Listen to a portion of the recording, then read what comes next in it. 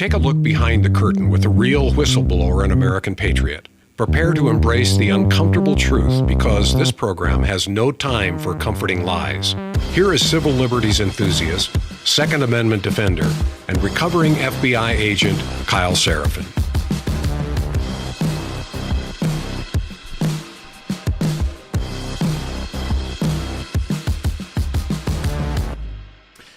Well, hello, my friends. Welcome to the Kyle Seraphin Show. Today is Tuesday. It is July the 22nd. A little bit of a rough start. Always good coming back after a three-day weekend, at least a three-day weekend for myself.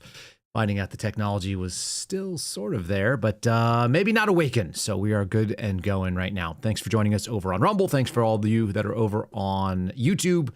The folks that are in X that join us for the live stream, thanks so much. If you're listening after the fact, make sure you guys are liking this video. Make sure you're liking the audio if that's what you're hearing. 5-star reviews. If you guys get a chance, I'd appreciate that. Give us a comment. I'm going to be asking for some input from some of you all, including recommending an expert, if you have one, someone that's accessible, someone that we can trust, someone that's not just going to be a pom-pom cheerleader for the administration, because I do want to know more about the Genius Act, which I have a really, really sinking feeling about. We're going to talk about it a bit today, what it looks like it might be, why I have some big concerns about it without maybe enough information. Maybe somebody can allay those concerns, but I think there's a really decent chance that we're going to look back 20 or 30 years from now and say, how did this all go wrong? And it might be July of 2025 is the time when we see it went wrong. I want to talk about why I was out yesterday, why I took the time off. First of all, I think that when we do stuff here, it should be well thought out, and it should be something that we are doing intentionally, that the program is not just sort of slapdash and haphazard. There should be some real coherent thought behind it. And I didn't have that yesterday. I didn't have it because I spent the weekend hanging out with my wife, celebrating what I think is maybe the most important commitment that I've ever made, and one of my best decisions. We got married 12 years ago on Sunday. And so I stepped away for a day and kind of just did family stuff. And we didn't do anything else over the weekend. I didn't follow the news. I didn't want to keep track of it. I wanted to step away. But one of the things that I did see while I was out was a church in Waco, Texas. And yeah, that's where we went. We just drove up to Waco to go check out what the Chip and Joanna Gaines situation looks like up there. Maybe more on that another time. Maybe we'll cover that on our Thursday call-in show because it was a little bit disappointing. We had a visiting priest come in while we were visiting the parish up in Waco. And he was from Tanzania. And his English was passable, although it was really difficult to make out through the speaker and the microphone and so on and so forth. And he essentially came up, ignored the entirety of the gospel, which was the story of Martha and Mary and how Mary sat at the feet of Jesus and chose the better of the task to listen to the word of God. And Martha was concerned about worldly things and being hospitable and so on. And that's a tough gospel, I think, for a lot of folks that have a work ethic and understand that maybe there are more important things than struggling on this earth to do the things that we expect. So it's a good gospel to talk about. I think it's something that relates to a very human condition. And instead, what we got was a Tanzanian priest, an African man, standing up in front of a mostly white congregation, white and Hispanic, like you'd expect in Texas. And he just begged for money. He asked for $2,500 for people to put new priests through their seminary. He asked for $17,000 donations in order to put wells in. And so I looked it up. I looked up how much money does the United States give to Tanzania on an annual basis. And between the money that is raised locally by Tanzanians in the United States that send it back, so the remittances, between that and the various NGOs that send money and the United States federal government, it sounds like we send in the billions, like $2.8 billion a year. But the federal aid money that we send to Tanzania is well over 620, it might even be like $680 million of U.S. federal funds on an annual basis, which accounts for about $10 per person for the entire population. Their population is like 67, 68 million people. So we don't know anybody. I don't know anybody from Tanzania other than this priest that I met for a few seconds. You've got people that are sending exorbitant amounts of money over, including our federal government. And what are they doing with it? And is it buying them out of poverty? Meanwhile, as I drove around the streets of Waco, what I saw was impoverished Americans. I saw people whose houses were falling down around them. I saw just sort of devastating existence of people that were maybe strung out on drugs, that were laying and sleeping on concrete steps. It doesn't make a lot of sense what we saw. A lot of failure there. And I can't understand why we want to keep sending money that way. And that's going to be a piece of the first story that we cover, which came from CNN. It's their opening story. It's the failure of suicidal empathy. It's this issue that I continue to have with people leading with their heart and not with their mind. That's the problem of the political left. There needs to be a balance. So we'll get into some of those things. Before we get too deep into it, I'm sure something that folks in Africa would appreciate. If you are in the United States and you have the means and you want to go and insure yourself against, I don't know, all the power outages, like one of the big differences between us and crappier nations is that we have a power grid that mostly works. You guys might want to check into my friends over at My Patriot Supply. So that's not a knock on people who don't have it, but if you have the ability to do so, you might be wondering, blackouts, are they in your future? They do change you. They will put you back in an African situation. They'll make you a third world nation if you don't have power. You'll find out exactly how much you rely on energy in your home when you don't have it. Because of the massive demand from AI energy centers and our aging, fragile power infrastructure, the possibility of blackouts and brownouts and rolling brownouts can go up. The Department of Energy estimates 1,000% increase over the next few years in the risk of having that happen to you. If you guys don't want to be without power, if you don't want to even go for a couple of hours without it, you can do something like we've done. We have unlimited uptime here in the Kyle Seraphin Show studio because we're running off a Grid Doctor 3300 from My Patriot Supply. All of the lights, all of the rigs, all the cameras, all the monitors and the computers are all run on one single Grid Doctor with like 60 hours worth of backup power. So we could live stream the apocalypse here. They're doing their Christmas and July sale right now. If you guys want to check it out, you're going to get over $1,000 in free survival gear with your generator if you guys choose to pick this thing up. It's going to include emergency food and water filtration and survival tools. It's like an all-in-one solution. Yeah, it's like $1,000 in gear for a limited time only. Go to mypatriotsupply.com/KYLE, mypatriotsupply.com/Kyle. It's the Christmas in July bundle. Get it before it's gone. There is a link in the show description below and use that promo code KYLE when you're checking out to make sure that you are insulating yourself against whatever could come in. You don't want to live in the third world. That's why you live in America. So if you guys want to check that out, please do so. Let's get into today's show and talk about U.S. aid money and who's dying and who's not and why the hell we're sending all that money.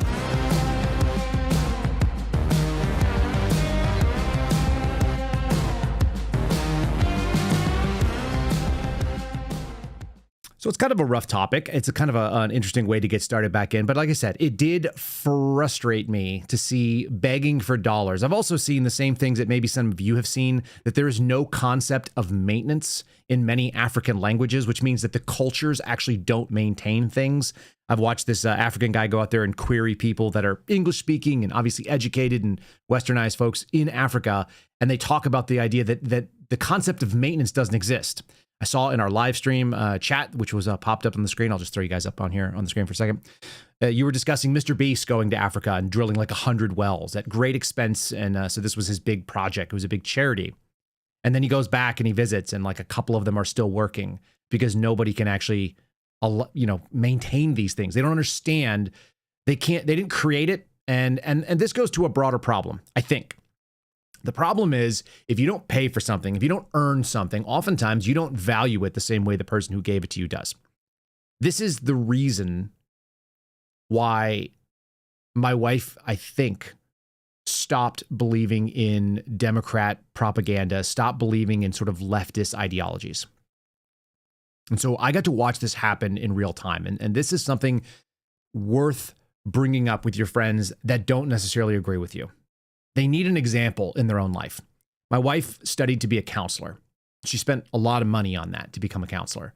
She went to years of graduate school and then made very little money. Like she made as much money as people are making at In-N-Out slinging burgers as a person with a master's degree and, tens of thousands of dollars worth of student loan debt. She went into this job, which was a nonprofit. It was funded by state funds, funded by private charity and donations. And it allowed her to take on clients, and they had a lot of them too. I think she had like 20 clients a week, which is a pretty heavy load for a counselor. People that were in crisis, people that were experiencing trauma, people that were, domestic abusers, all kinds of wild stuff.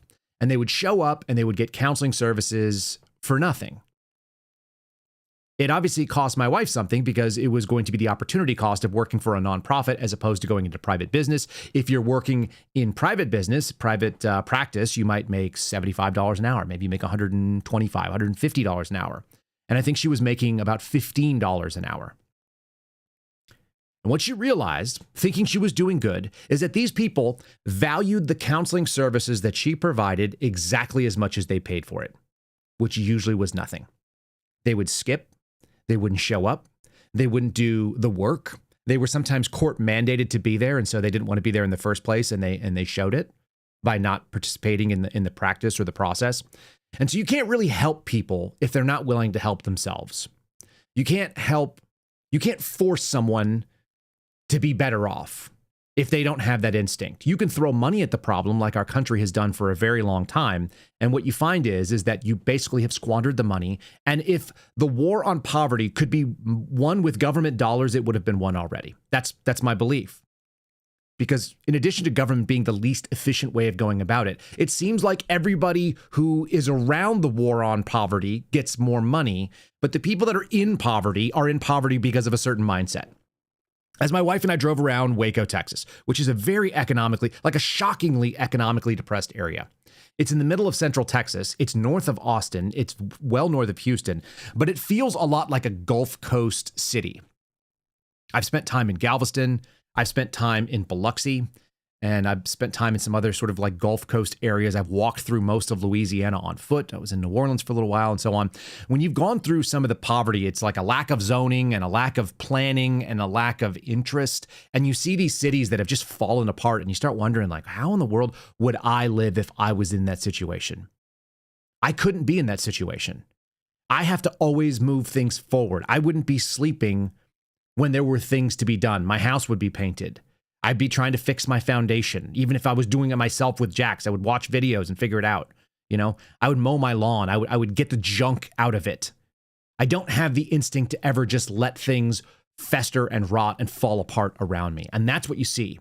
And that's a mindset thing. You can't cure that with enough money. You could theoretically pay someone to come fix it, but you'd end up in the same scenario that you see the Mr. Beast wells in. They just fall apart. So I don't want to give money to Tanzania, or to priests that are learning to be priests in Tanzania that live off $1 a day. I don't want to give any money to them at all. And this is one of the knocks that's going on right now. And this is CNN. This is like the front edge of the left center news talking about the Trump administration. And they want to talk about, you're a bad person because you don't want to give money to people who are in need. These are the same people. They're touting Afghanistan, which is absolutely mind-blowing to me.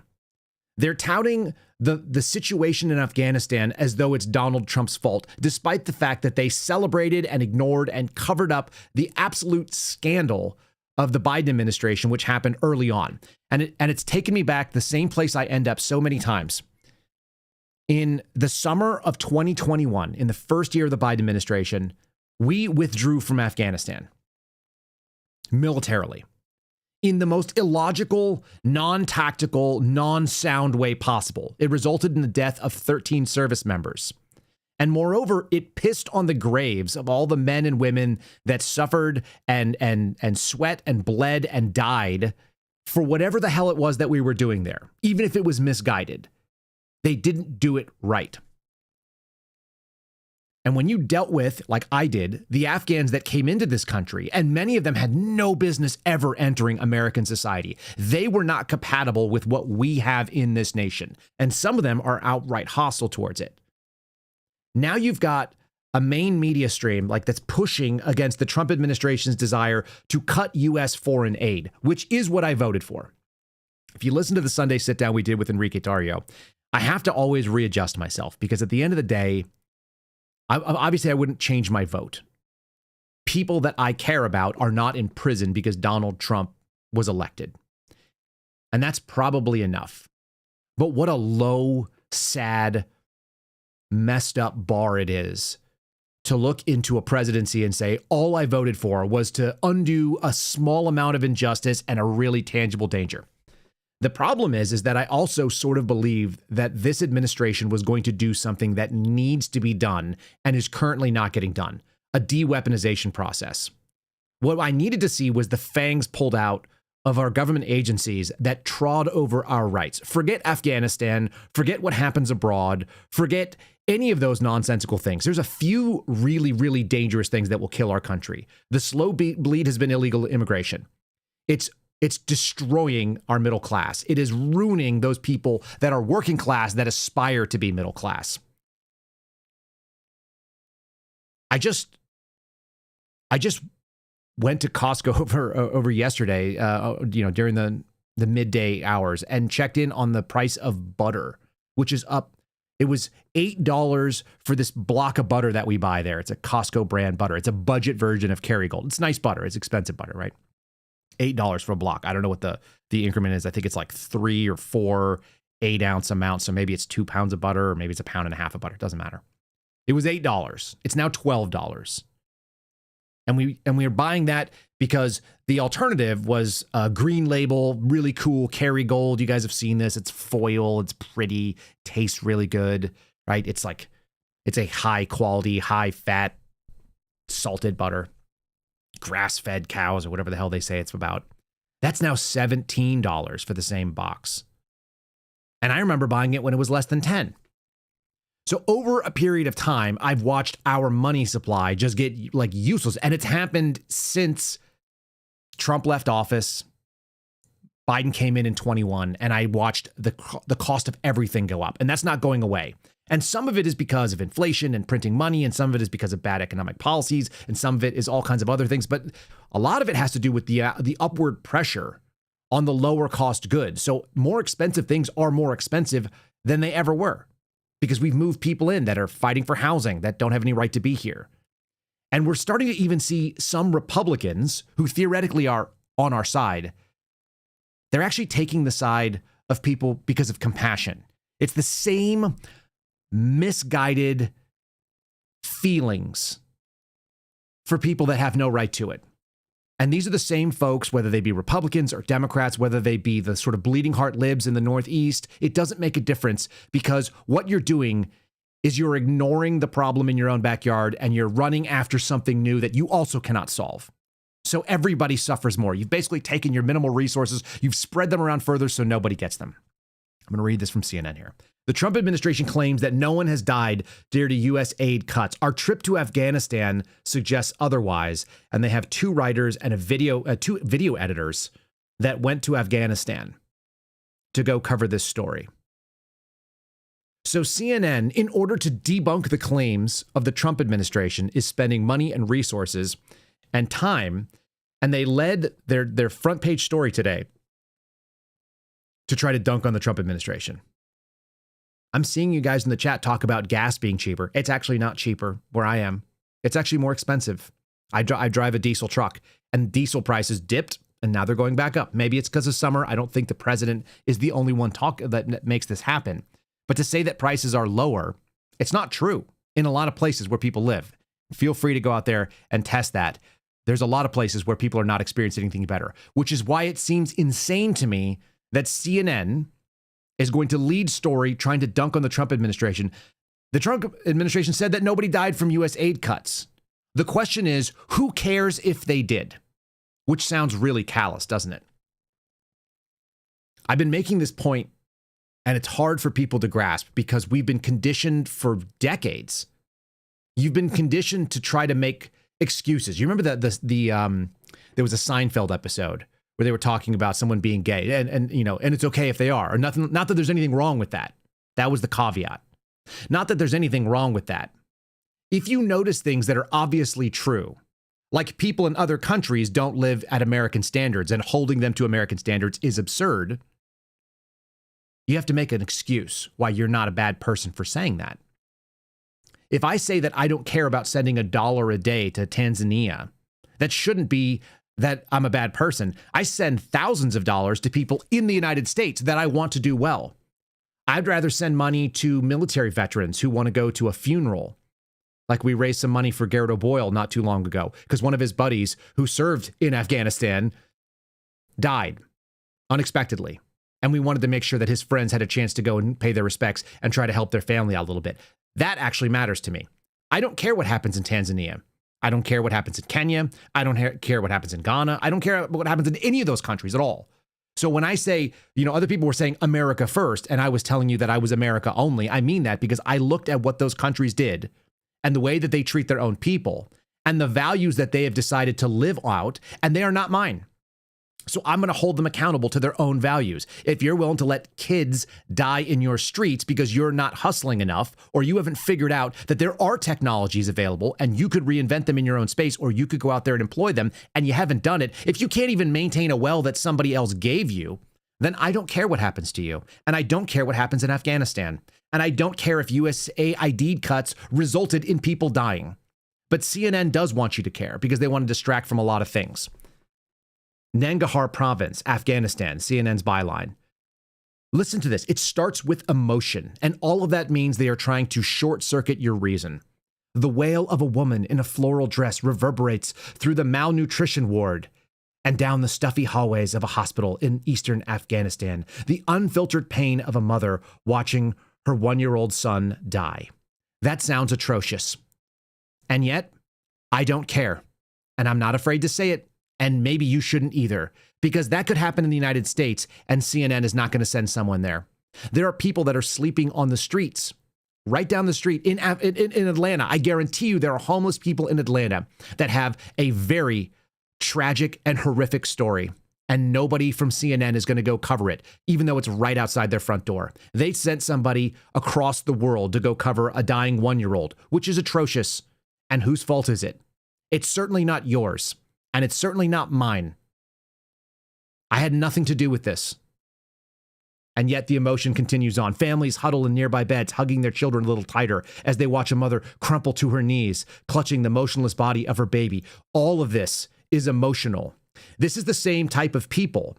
Muhammad Omar has been plagued by medical problems since birth. It's impossible to tie any one death definitively to aid cuts. They just made it right there. No, the reason that person died is because they are in a failed culture. A culture that tramples hundreds of people to death while they march around a stone, which I think is ridiculous. But if that's your religion, so be it. You can do that. You just can't make me care about it. I don't. Every time you guys see what happens in the Hajj, this is the number one glaring. This is when I first realized that some countries are significantly better than others. And I don't have to care about other countries and the way they do it. If 5 people are trampled to death at a concert venue in the United States, if 5 people got trampled in a struggle or a mosh pit gone wrong, that venue would not be able to operate for years. There would be investigations, there would be lawsuits, they would be sued forever. And maybe there would never be another concert there again. And then you see what happens at the Hajj every single year, where Muslims go on a pilgrimage to go walk around the stone in Mecca, and hundreds of people die because of heat exhaustion and getting trampled to death as hundreds of thousands of people walk around in a circle all day. That's just what happens. And when you look at that and you think, there's nowhere in America that I can look at and say that's the same thing that we do. They do not hold life in the same regard that I do. When I see someone on the street in America that is dying or homeless and strung out on drugs, I have compassion for that person because they are my country person, even though I don't know their story. We look at that and we feel bad about it. It's a reason why people begging on the side of the street actually is effective and why they can raise tons of money sometimes. We found people abusing this. Regularly, you'll see stings where folks will be standing, begging, holding a sign made out of cardboard. They'll take in money from charity, from people who live right next door. Why? Because you look at someone less fortunate and you think, God, here I am in a car. And that person is stuck on the side of the road and they have nothing. And so I want to help them. And so you do. And maybe that person goes and jumps into a Mercedes and drives home and laughs all the way to the bank because they are someone who takes advantage of a high trust society. That's fine. At the end of the day, that's on them. That's their sin, not yours. But if your charity has to go overseas to feel good about something, that you have to send the the camera crew from CNN to go try to prove that Donald Trump is a bad, bad man because he wants to keep our money here. And we send $680 million, which is an unfathomable amount of money, to a country that almost everybody that's listening to this will never go to, ever, under any circumstances. And you'll never know a single person, and you'll never know if anything results from that money. It might as well be flushed down the toilet or burned. It's not enough money to change anything. It's the same problem that we have on Indian reservations and in our inner cities in the United States. And yet we don't contribute more things to that because it doesn't feel nearly as good as helping people the world away or writing a story about a mother and her 1-year-old dying, because it does give you an opportunity to say, what a bad, bad guy. How come no one traces this story back to Joe Biden's pullout from that country and screwing it up dramatically and leaving significant amounts, billions of dollars of military hardware? It all ends up being this fake lie, and everybody is trying to sell you something nonsensical. And you know what's funny? I bet you the people that covered this story for CNN, I bet you they felt really good about themselves, like they were exposing something truthful. Look at that. They have a great art editor that created these pictures and a crying baby and U.S. soldiers and aid workers and mothers and people that are grieving this whole situation. At the end of the day, I look at it and I go, doesn't even affect me. Not for me. Don't come to my church and preach about how you want us to build a well. Tell me how you've begun a well, how you've maintained it for years, and you are now needing the parts for that well because you figured it out on your own. If you can't figure out how to put a well in, why are we going to come out there and dig it for you when you're not going to maintain it? And a year later, the odds are highly likely that it will not be functional because we're just throwing money away. It reminds me of the movie Rounders. You guys ever see that movie? It's a great movie. It's got Matthew, what's his name?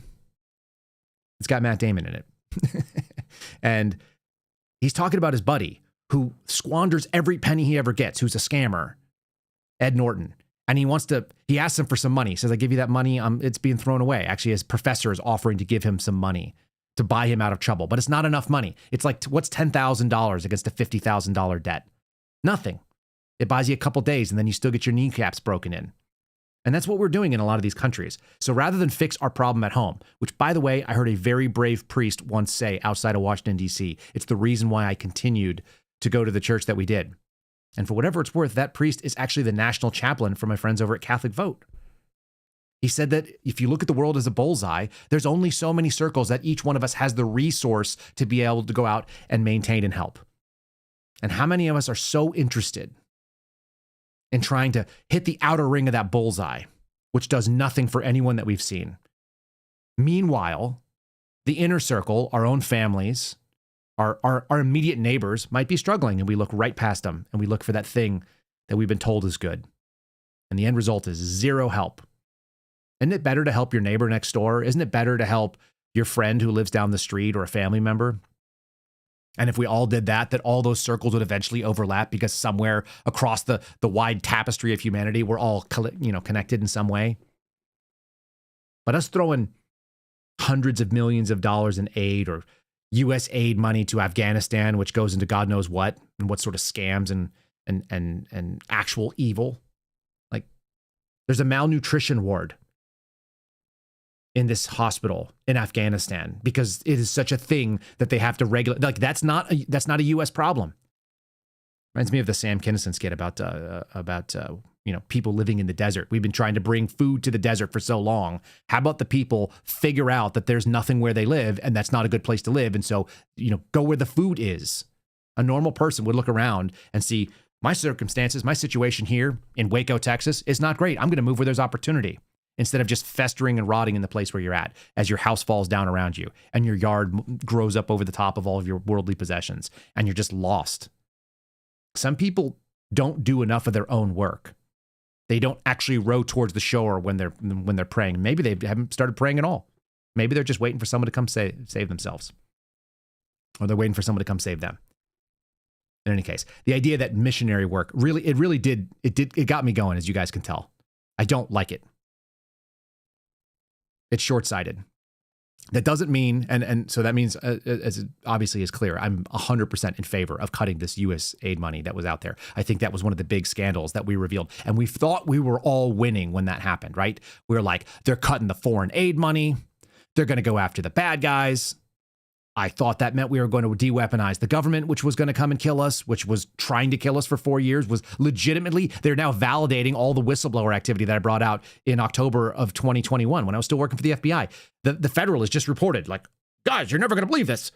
The FBI was investigating parents at school board meetings and calling them terrorists. Like, no shit. Why do you think I don't have a job? We actually produced the documents to show it. It's not like there was a mystery.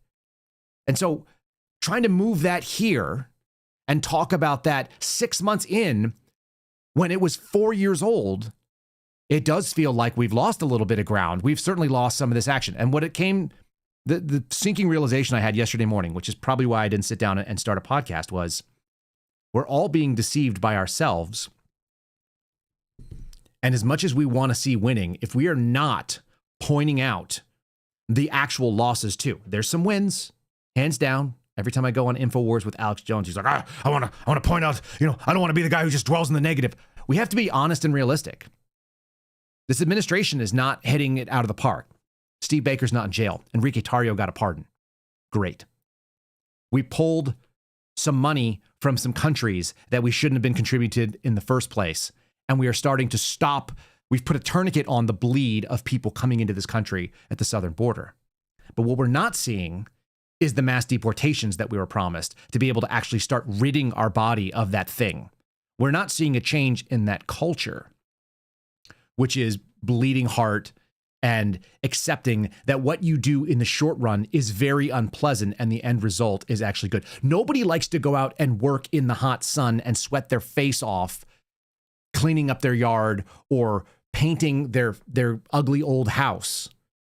But the results speak for themselves when you're done. You feel good about it. You don't feel great while you're doing it. You feel like you're going to die, especially in Texas when it's 110 degrees outside and the humidity's high and you're just sweating through every bit of clothing and you smell like death. That's me. I smell terrible when I work out in the yards like that. I look and I go like, man, there's something wrong. I feel like my body is actually breaking down. And when I'm done and I shower off and I go look at the work, I go, okay, well, that's why I did it. The hard work. We're not doing that piece. We're not biting down on that ugly, sort of uncomfortable thing where we hear everybody call us awful, where we accept that people are dying in Afghanistan because we turned off their money. That should have been baked into the cake. You should actually go message that. We're cutting off money to the world. The United States is no longer the world's piggy bank. Some people will die. Elizabeth Warren, most affected. If we're being honest. That's what should have happened. Let me break and talk about my sponsor real quick here. One of the people that we brought with us, I always bring a Faraday bag with me because I don't trust, especially if I want to unplug. If I want to unplug from everything and everybody, this is one of the stuff that went with us when we went on a little weekend getaway. If you guys want to have a little getaway in your own house, you can do so by just taking your phone, tossing it in their Faraday products like I have sitting on my desk right now. It will shut down your electronics. All the RF signals will go away. You will block out all the negative stuff from the world. You won't be able to get this podcast. You'll have a moment of peace. Check out Silent, aptly named because it does silence all of your electronics, even the stuff you can't see, the radio frequencies that are going in and out. And it gives you peace of mind, which is one of their pillars. Mental health. Sometimes we should just disconnect. I did that this weekend. I highly recommend you guys spend some time doing it, even if it's just for a little bit of time during the day. I have one of these sitting down on our kitchen table now. And it's my goal to stuff it in there and not have any phone notifications for just an hour while we sit and break bread together as a family. If you guys want to check them out, you can protect yourself from government, from big tech, corporate America, from criminals, and even from your own mind's curiosity of what's going on. Your privacy can be compromised, but also your peace is often unsettled because of our technology. Check out Silence products. It's slnt.com/KYLE. Save yourself 15% when you get it. You're going to get free shipping on qualified orders. You're going to see that they don't have the cheapest products out there. They have the best products out there. Their stuff works. Unlike some of the cheap Chinesium junk that I've tried, this stuff is great. The people who created it started humbly from building their own stuff in their own garage in the same way that we did this podcast. And that's actually true. I talked to Aaron. His father actually was the one who launched the company and the concept originally, made his first Faraday bags, and they've been building them ever since. Roll top stuff. They make things that are waterproof. If you need it, they make it, whether it be backpacks or pants or so on and so forth. And I have multiple backpacks and multiple phone sleeves. We've got one sleeve for the laptop and so on. Check them out. slnt.com/KYLE. Link is in the show description as you guys are working on there. Let me move some of these things. When I say we have to talk about some of the things that are not going great, we should be honest about them. This is one that actually hit me today. It actually hit me yesterday at the store as well. This is a great, useful story. And if you guys are not paying attention to this, we actually have lost one of our sponsors, at least temporarily, because of this thing. And this is Donald Trump's bad ideas. This is, I guess, this is Lutnick's doing maybe. Brewing trouble. There's multiple different articles covering this. This is coffee. If you guys don't know, NPR and CNN covered this. Coffee drinkers in the United States are dealing with tariffs, particularly in Brazil, where the tariffs are going from 10%. They're looking at potentially being raised as high as 50%. It's very problematic because the whole idea of the tariff game, which Trump said, we're going to get rid of the income tax. Have you guys seen your income taxes cut? Have they done that? They did the big, beautiful bill. Do they cut all of our income taxes and pay for it all with tariffs, which are taxes on consumption? No, they didn't. They've just bumped up the cost of some goods, including a good that some of us use every single day. And it's kind of interesting when you think about a tariff on coffee, which is going to be a back-end tax for you. It's going to go a price increase on coffee. Didn't we kick off a revolution in this country over a tax on tea, which was the most popular drink at that time? Brewing trouble. America's coffee addiction meets Trump's trade tariffs. There's some really good infographics, and I'll probably post them over at kyleserafin.com in screenshot form because I really like them. They didn't fit on our screen, so I'm going to leave it. Also, this is the other thing I like about coffee, which I do. Look at that room. There's a kind of a primitive nature of it. The smell of coffee is lovely. The bags are neat. It's burlap, and it's printed, and it's stenciled, and it just appeals to a bunch of different things aesthetically. And we are now slapping a 10% tariff on Brazilian imports. We import 99% of the coffee beans that go into your coffees in America. 99% of them. One of the pitches for the tariff move, which I was behind, and it made perfect sense because the argument is, if we make it in America, then you tariff it coming in. In other words, it's a protective barrier against outside products competing with American products. The issue is, what about the ones that we don't make? And we do not grow coffee beans in this country. If 99% of the coffee beans that are consumed in this country are brought in, then why would we tariff them? Why wouldn't you carve out an exclusion? And apparently, if you believe the way these articles are written, some of this has to do with a potential investigation into the former leader out there. The United States is the largest importer of coffee in the world, and its biggest supplier is Brazil. Earlier this month, U.S. President Donald Trump threatened to impose a 50% tariff if President Luiz Ignacio Lula da Silva, why so many names, Brazilians, continued a legal inquiry into the former Brazilian leader, Jair Bolsonaro. What the hell does that have to do with us as Americans who are trying to go out there? And I looked. The bag of coffee that we used to buy at Costco is $2 higher. Our friends over at Blackout Coffee, they've been taking it on the nose because they're trying not to increase their prices, which means that they're eating more profit, which is just simply going into tariffs and taxes. And eventually those costs will go up because some costs are fixed. Americans consume a lot of coffee. 66% of adult Americans drink coffee every single day, with the average American coffee drinker having 3 cups of coffee a day. 82% of you drink them at home. 38% go out to a store and buy it. 99% of the beans that are used are coming from outside the U.S. Do you really want to put a tariff? Colombia, almost 20% of our coffee beans, 10% tariff. Brazil, almost 31% of our coffee beans, 10% tariff with a threat to go up to 50%. Peru has a 10% tariff. Guatemala, a 10% tariff. Nicaragua, same thing. Mexico, 4.3% of the beans come out of Mexico, 25% tariffs, could increase by another 5%. Vietnam, right now at a 6.6% tariff and looking to go up to, they provide 6.6% of our beans and may go up to 20%. It's currently at a 10% tariff. And apparently Canada is growing coffee beans. If Canada can grow them, why do we not have them? Apparently we need to start growing some coffee beans in this country. All of this stuff is to say that there are hundreds of millions of dollars in the coffee market. And this is just an unforced error. This is, slapping yourself in the face. For what? For the same thing that kicked off in a revolution in this country. And maybe your answer is, well, I just won't drink coffee. But it's because of the guy that said he was going to fix all these problems. And that's not a fix, adding it on there. So I don't like it. And maybe that leads me to the most scary thing in the world, which, again, I'm woefully underinformed on because I don't really like crypto.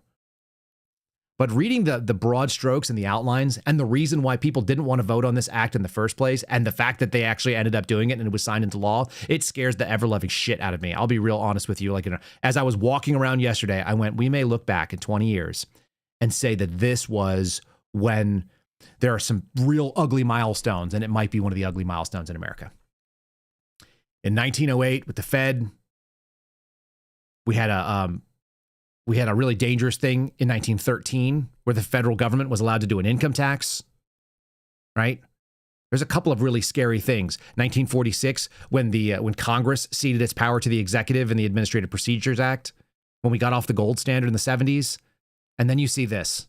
This is covered by ABC News. Donald Trump on Friday, this last Friday, signed the first major federal law governing cryptocurrency, a business the Trump family has been forging strong ties to and has promoted in recent years. And if you guys have been paying attention, made a bunch of money off as well. The House of Representatives passed the Genius Act Thursday with bipartisan support 1 month after it cleared the Senate.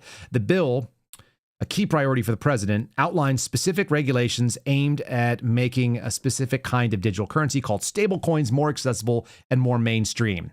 The beef that people had with this particular bill and the thing that was supposed to stop it in the House was a concern about what's called central banking digital currencies, or a digital dollar. And those of you guys who have been listening to this for a while, I don't need to explain it to you, but the idea that there would be not just a physical dollar in paper, but eliminating that and creating essentially what we already use in many cases. Your credit cards, your debit cards, that your money is electronic. You guys aren't getting paid in cash anymore. You're not taking a physical check down. You're getting direct deposit. You never actually see your money. And so this would be the next step in doing that. That your money is just a number on a spreadsheet somewhere. It's a tallying, which is kind of what money is anyway, but there used to be a physical way that you could move it around. And yeah, there's a liability in having cash. That's why they used to tell you not to keep it under your mattress, right? You'd have the cash, but it wouldn't grow. It would be static and someone could come take it from you. So keep it in a bank. That's what you learned when you're a little kid. The danger is what if that bank is now accountable? The money supply is actually accountable to the government, and the government is the one that actually runs it through either a stable coin or some version of cryptocurrency, some sort of encrypted transaction where they can tax it, they can devalue it. They don't even have to go out there and print more money and add it to the world. They simply can just say that it's worth less because they don't want to pay as much. There are infinitely dangerous things that happen when you start taking your money supply away. And that's why people who argue in favor of gold and physical assets and so on and so forth, the people that are concerned about crypto is so volatile that it cannot be considered currency. When you start talking to people, they call it an asset class. I'll try to get Andy Schectman back on to talk about it. He talked about stable coins as sort of like, it's pegged, first of all. Stable coins are a crypto that is pegged to a specific either commodity or a fixed price. So it's 1-to-1 to $1, for example.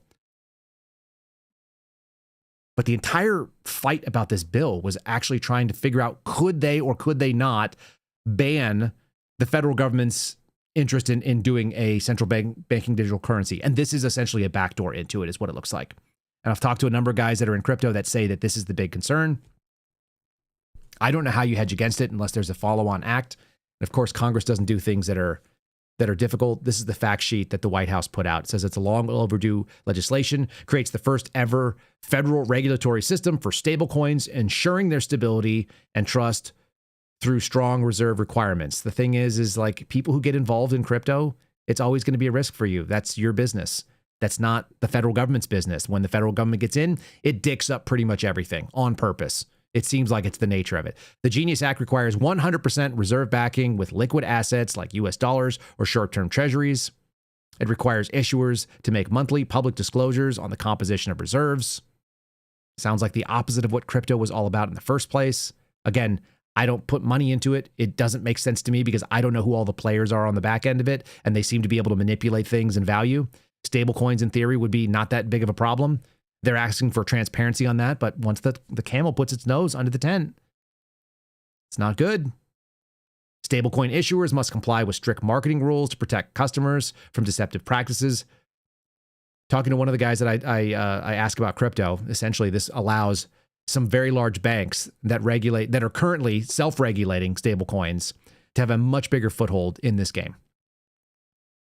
In the event of insolvency, a stablecoin issuer, the Genius Act prioritizes stablecoin holders' claims over other creditors, ensuring a financial backstop of consumer protection. It always comes in the guise of protection, doesn't it? The limiting of your freedom.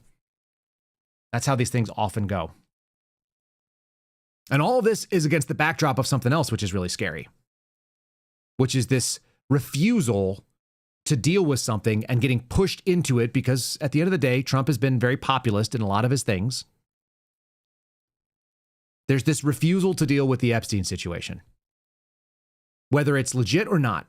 And so now we're getting the real silly piece. We're seeing all the MAGA influencer sphere. We're seeing people go out on media hits and they're explaining how Obama and Hillary Clinton and Clapper and Brennan and Jim Comey and all these other, what they called, the Shady Bunch. That's what Trump put out on True Social the other day. The Shady Bunch are now all going to be prosecuted. And they're going to backdoor let out the information about Epstein. This was Trump's piece the other day. Based on the ridiculous amount of publicity given to Jeffrey Epstein, I have asked Attorney General Pam Bondi to produce any and all pertinent grand jury testimony subject to court approval. This scam perpetrated by the Democrats should end right now. That's the story. It's just not going to happen that way. We talked about it with Steve Friend on Friday. Grand jury testimony is secret for a reason, which means that it's going to be contingent on the judge allowing it. They're doing everything they can to slow walk this. How do you go out and say that all of the information on Jeffrey Epstein that the FBI has, that the evidence is corrupted, that the files have fake and false data, and you believe that? Because a lot of people have taken it because Donald Trump said so. Trump said it, and therefore we're all going to believe it. How do you believe that and at the same time believe that the people who corrupted that data and added Donald Trump to it nefariously also left a bunch of information that was incriminating that is going to get them locked up? How do you do that? How do you believe those two things at once? That there are indictments and arrests pending for Barack Obama and John Brennan and James Clapper and Jim Comey and so on, Susan Rice and Samantha Powers. How do you believe that those people are smart enough to set Donald Trump up regarding Epstein, but they're too dumb to have hidden the information about themselves throwing a coup? You can't. You can't rectify those two things in your head. So I'm going to give you what it is. This is what I think it is. For those of you that are listening, I just put a picture of the screen of Vince McMahon from the WWE, the professional wrestling. I don't know who the big guy is with the big chest on the other side. And Donald Trump is standing next to him. This is a famous scene where Steve Austin and Vince McMahon and Donald Trump and whoever the other guy is, they go and they shave Vince McMahon's head because it was a billionaire versus billionaire brawl. It was all fake.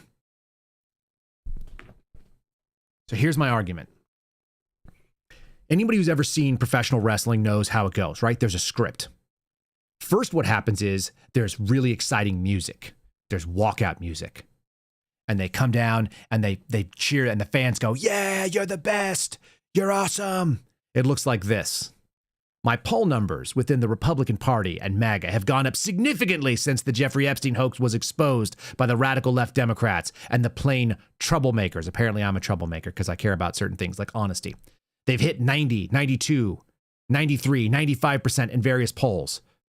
They're all Republican Party records. My fans love me. My base thinks I'm awesome, right? Then you go out and you talk shit to the other side. I'm going to come after you. I'm going to hit you with a chair. I'm going to beat you senseless. I'm going to make sure that your wife is embarrassed to know you, whatever these guys do. So it's big, tough guy, macho, BS talk. Then they have a fake staged fight of which the winner is already determined.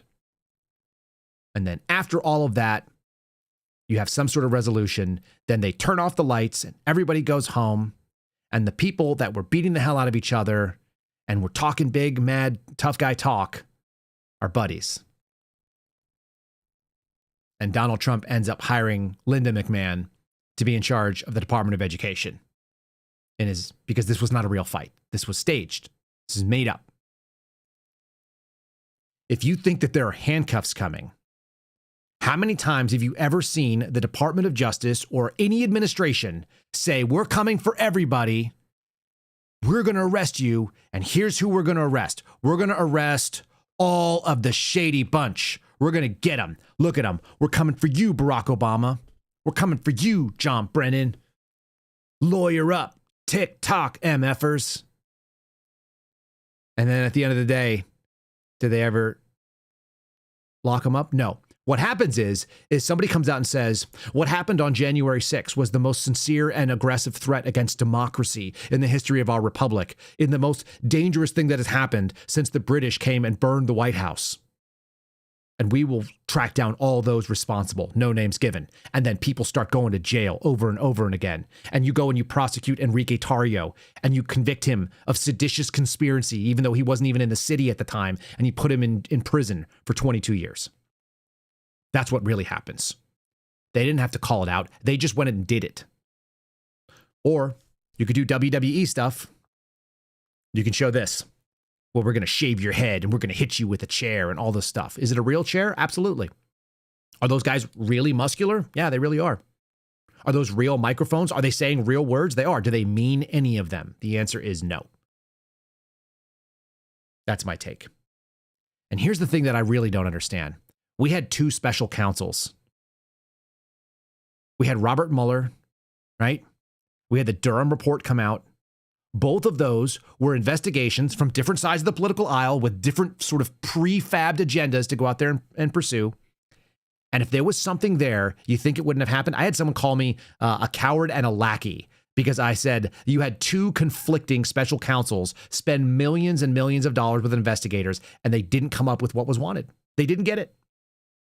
We already played this game. We've been playing this game since 2016. If you don't remember, the whole Russia collusion thing that went down, we adjudicated that Donald Trump was president for a full term before Joe Biden. Like, I assume that they are out there playing this. The reason why you can do this to a certain audience is because they like the show and the pageantry. They like the nonsense. People want to be deceived. They want to have the memory of a goldfish. They want to go out there and remember what WWE, because it's fun. It's fun to hear guys shit talk each other and, throw each other around on the ring and be athletic and do all that kind of stuff. That's all really cool, I guess. But you actually believe that at the end of the day that these people are not that they're actually mad at each other? They're actually going to go out and do anything? Because at the end of the day, nobody's injured. They all get to walk off. They did the most catastrophic athletic attack. And then it's like, they're fine. No big deal. I just don't believe it. Because I've been hearing this stuff for 8 years now, maybe almost 10 years.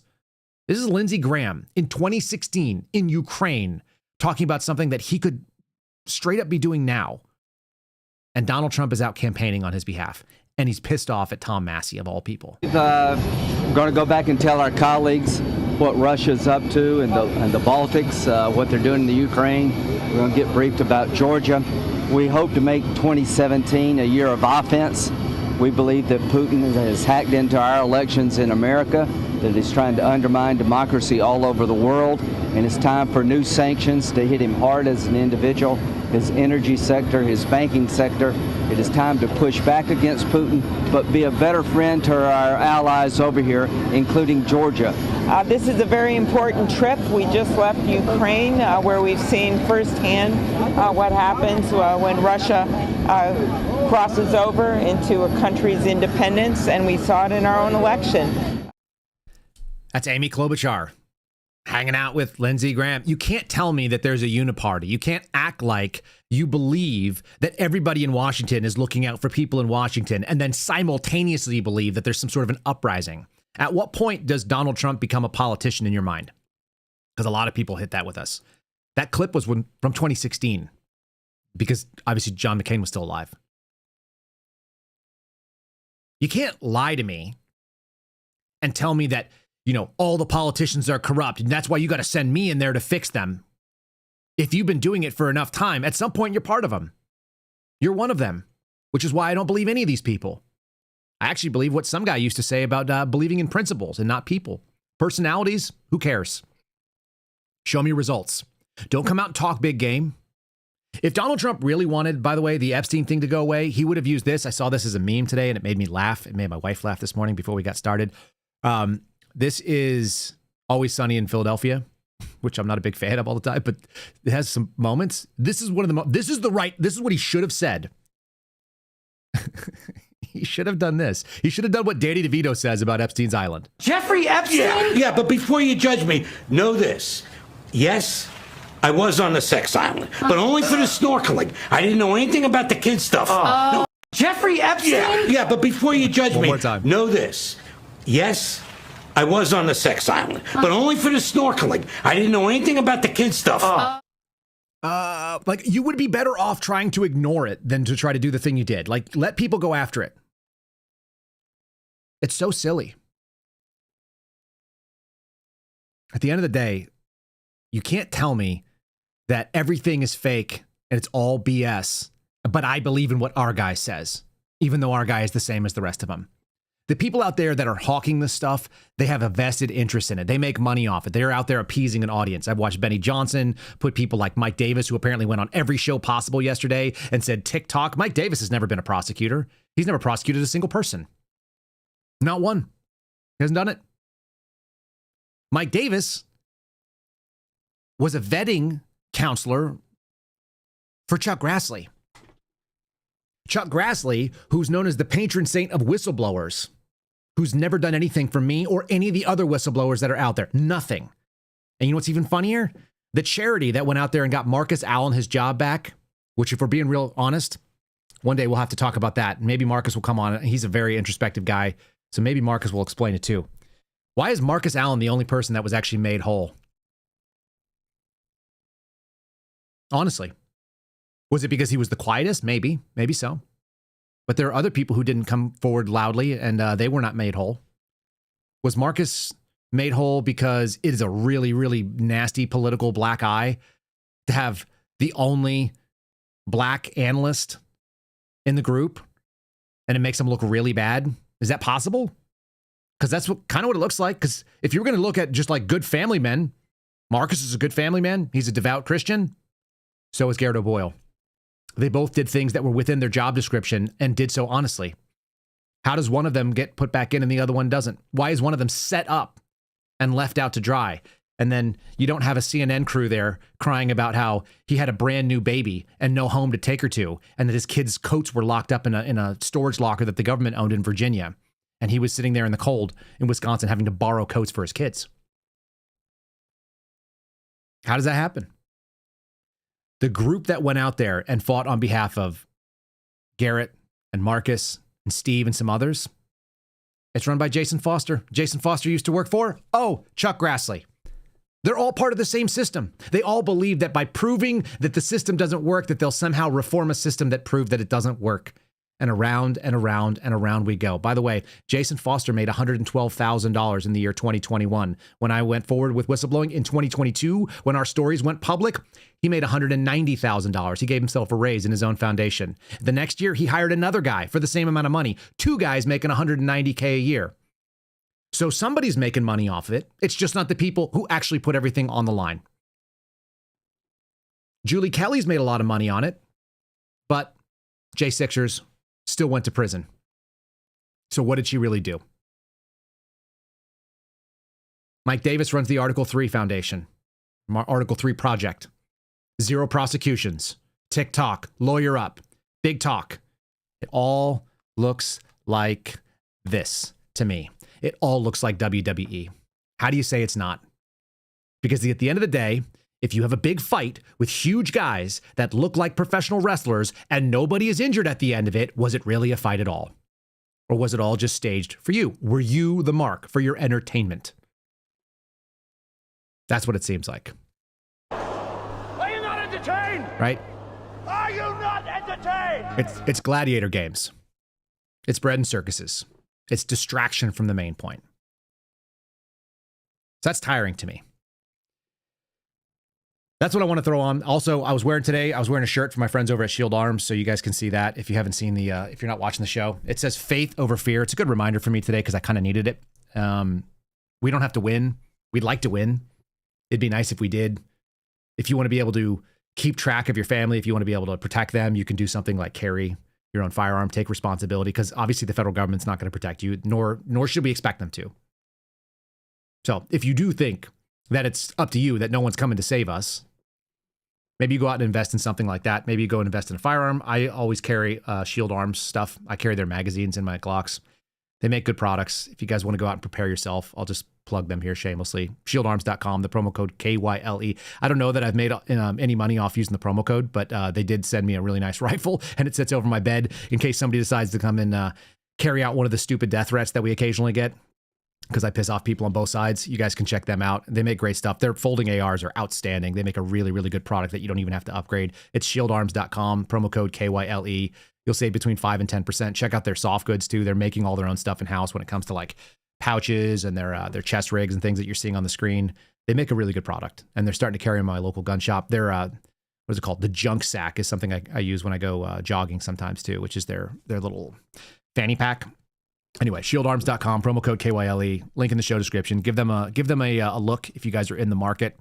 And if you want to improve the capabilities, let's say, of your small concealed carry guns, being able to add 50% more rounds to a Glock 43 is definitely not nothing. 43X rather, not the 43. All right, I do have something kind of fun. It's not really a traditional palate cleanse like we always do here. This is something that I think is worth considering. None of these people think they're the bad guy.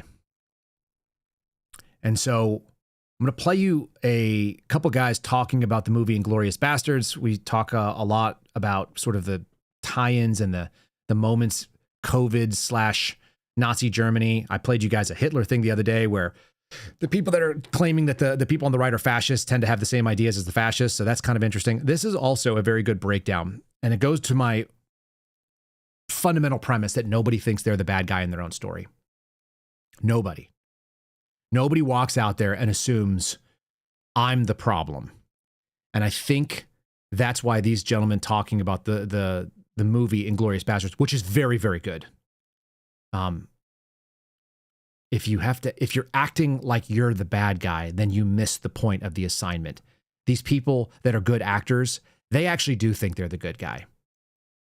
I think if they were being a little bit more honest with themselves, they would know otherwise. But listen to this little assessment, and we'll walk out the door with that. And then if you guys are listening over on Rumble, we'll send you over to the American Radicals podcast, which is probably already in progress. It's at AmRadPod over on X and over on Rumble. Give this a listen for a second. Do you remember the movie Inglourious Bastards? I never watched it. Oh, it's one of the greatest films ever made. I mean, I cannot recommend it enough. Christoph Waltz, who plays the Nazi, plays the main Nazi, it put him on the map. He was this obscure Austrian actor, and then this movie made him an international star. I think he won an Oscar for it, actually. He's chillingly brilliant, how good he is in this Nazi role, right? And he's relaxed, and he's got a sense of humor. He doesn't play this caricature of evil, you know? That's one of the reasons he's so chilling. So he was on a talk show when he was promoting the movie, and the host asks him, what did you have to do as an actor to play evil so effectively? And he's got this look of total confusion on his face. He doesn't understand the question. He goes, what? And the host says again, you were so good. What did you have to source yourself from to play evil? You were so scary. And he looks at the host and goes, he wasn't evil. And this is why he was so good at his role, because what he understood is no one thinks they're evil. Everyone thinks they're on the side of good. Everyone thinks they're on the side of good. When we look at our political discourse these days, it's freaking hilarious. Everybody's accusing each other of being evil and bad. But both sides, if you talk to them, actually think that they're trying to do good. Both sides are on the side of good. And if you just remember that people think they're on the side of good. Now, they may be misdirected, and all of those things are still true, but everybody thinks they're on the side of good. If you just start with that basic knowledge, how we interact is very different. Where we know. Right? Nobody thinks they're the bad guy in their own story. So we're going to go out there with that sobering reminder that even the people that we think are doing the worst things, they don't see it that way. They didn't go out there to be diabolical. They're probably doing their best, which makes it even worse for us. That might be the most black pill thing about the whole situation. All right, all of you that are joining us over on YouTube, really appreciate all of you. For the folks that are joining us on Rumble Live, we appreciate it. And if you're listening after the fact, thank you so much for doing so as well. Make sure you've liked our videos if you're watching on the video platforms. If you're listening on the audio, we'd appreciate it if you guys went out there and shared that. It's KyleSerafinshow.com. Very easy to do. Let me just say this too. For some reason, Spotify is now going back into my archives and finding clips and telling us that we have copyright violations and they're going to pull our stream. So we're clearly over the target in some way, shape, or form. If you guys want to continue to support us, the easiest way is to raise the profile and share it up there. You guys know the way to go do that. Again, like, share, subscribe to the program. If you want to follow us over on locals, KyleSerafin.com, you can get involved financially, or you can get in free and be part of our good community over there. Appreciate all of you guys. I hope you have a fantastic day. God bless all of you. I look forward to seeing you tomorrow on this kind of abbreviated week. And I'm going to end this week by going up to West Virginia and doing Timcast IRL on Friday. So those of you who put that stuff on your calendar and don't maybe normally watch that, if you're interested, we'll be doing a Friday night live show out in West Virginia with the folks from Timcast. And I appreciate them inviting me. Okay. God bless you. See you soon. I'll see you guys first thing in the morning tomorrow. Thanks for listening to The Kyle Seraphin Show, streamed live weekdays on rumble.com/Kyle Seraphin. Follow Kyle on Twitter, Truth Social, and Instagram at Kyle Seraphin.